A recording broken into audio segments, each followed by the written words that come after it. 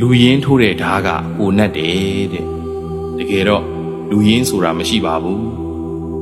ကိုကောင်းလို့ပြန်ကောင်းနေကြသူတွေကြီးပါပဲကိုမကောင်းနိုင်တော့တဲ့တနေ့ကို့ဘောပြန်မကောင်းတော့တာပါစမ်းလေကိုကောင်းနေတဲ့သူတွေကတော့ကို့အပေါ်မကောင်းတတ်ကြတာကိုမကောင်းတဲ့သူတွေကကို့အပေါ်မကောင်းတာအစမ်းမှမဟုတ်ပဲတကယ်တော့ဘယ်သူကောင်းတယ်မကောင်းမှုဆိုတာကိုသိနေတာပဲကိုကလည်းကိုမျောလင်းချက်နဲ့ကိုမျောလင်းချက်တွေကိုရည်ရွယ်ချက်တွေအတွက်သုံးချခဲ့တာပဲမို့လားတကယ်တော့အပြန်အလှန်အသုံးချနေကြတာပါပဲစကားလှအောင်ပြောရင်တော့ကျွန်းကိုင်းမီကိုင်းကျွန်းမီပေါ့ဒီနေရာမှာမေတ္တာမှန်တဲ့သူကအေးချမ်းမယ်ဘေးရန်ကင်းမယ်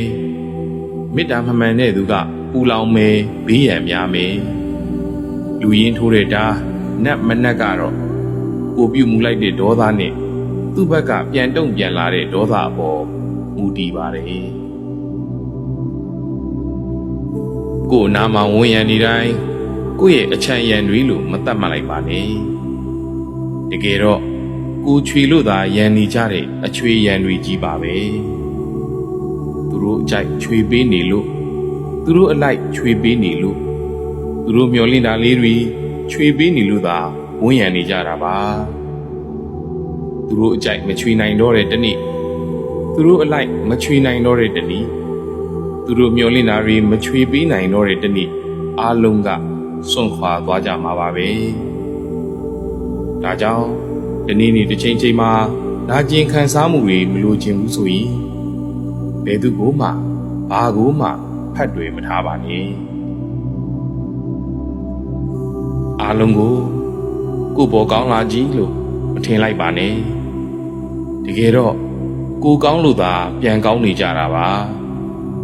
ကိုမကောင်းနိုင်တော့တဲ့တနေ့အားလုံးကကိုယ့်ကိုစွန့်ခွာသွားကြမှာပါအဲ့ဒီချိန်ကျရင်ကိုကောင်းခဲ့ပါတယ်ဆိုတဲ့သူတွေကကို့အကြောင်းအကောင်းပြောရင်ကံကောင်းပေါ့မကောင်းပြောတဲ့ကြရင်လေနာကျင်ခံခတ်ဒေါသမထွက်ပါနဲ့တီးခံလိုက်ပါဘယ်သူကောင်းကောင်းမကောင်းကောင်းကိုကောင်းမှုပဲအဓိကပါကိုကောင်းခဲ့တာကိုသိပါကိုမကောင်းခဲ့တာလေကိုသိပါအားလုံးကိုယုံရတယ်လို့မထင်နဲ့မယုံရဘူးလို့လည်းမထင်နဲ့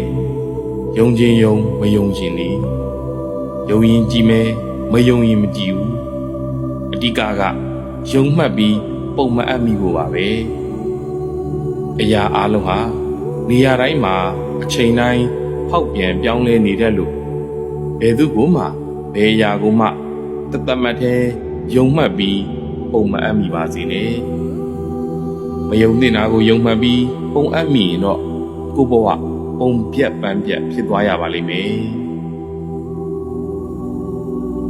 တချို့အမှန်တရားတွေကရှင်းပြခွင့်မရဘူးတဲ့ဟုတ်ပါတယ်တချို့အမှန်တရားတွေက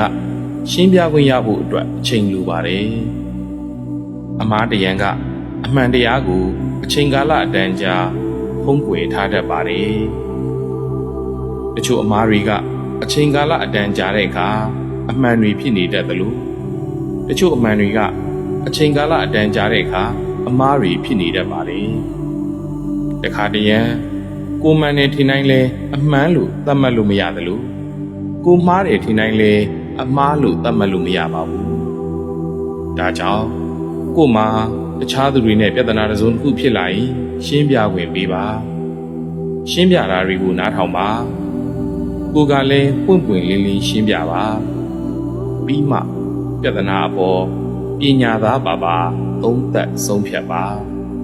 အထအနာတွေလိုက်ကောက်ပြီးကို့အထင်နဲ့ကိုထင်ရင်တယ်လို့မထင်လိုက်ပါနဲ့ကို့အမြင်နဲ့ကိုမြင်ခြင်းတယ်လို့မမြင်လိုက်ပါနဲ့အမှန်ကိုမြင်နိုင်အောင်ကြိုးစားပါ